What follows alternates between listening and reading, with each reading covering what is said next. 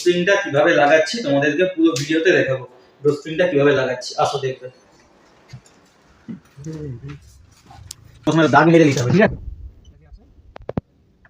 দাগ মেরে দিতে হবে।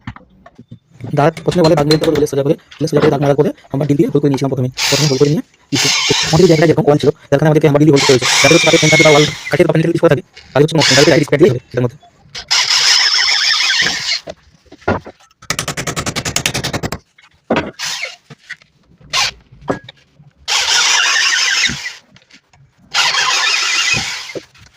যখন ফাইনালি লাগানো হবে এটাকে এরকম দিয়ে স্প্রিংটা টাইট করে রাখতে হবে। টাইট করে রাখতে হবে, এটা টানটা বেশি লাগবে।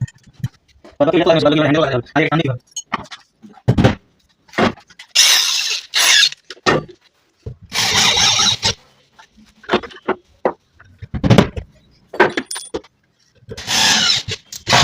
চলো ফাইনালি হয়ে গেছে, দেখছো?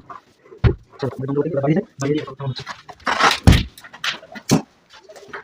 দেখো এটা দেখে বোঝা যাবে কি এখানে পালা আছে, এটা তুমি যদি এরকম করে করবে পালা আছে দিয়ে কখন কি লেগে বোঝা যাবে এখানে পালা আছে। বাকি রাখুনটা বাকি এর পালাকে খুলে দিয়েছি, খুলে ভিতর দিকে এখন এটা জায়গা খুব কম, এই ভিতর থেকে এরকম লাগছে। পালাকে খুললাম, যা ছেড়ে দেবো অটোমেটিক ভাবে লেগে যাবে। বাকিটা হচ্ছে এটা ডোর স্ক্রিনটা এরকম জায়গায় লাগাতে হবে। প্রথমে একটু ভুল লাগিয়েছিলাম, গায়ে গাছ ডিল করতে অসুবিধা ছিল বলে হোলটা আবার সরিয়ে পাশে করছি। আবার এখন কোনো প্রবলেম হচ্ছে না, হবেও না, এটা কমপ্লিট হয়ে গেছে লাগানো।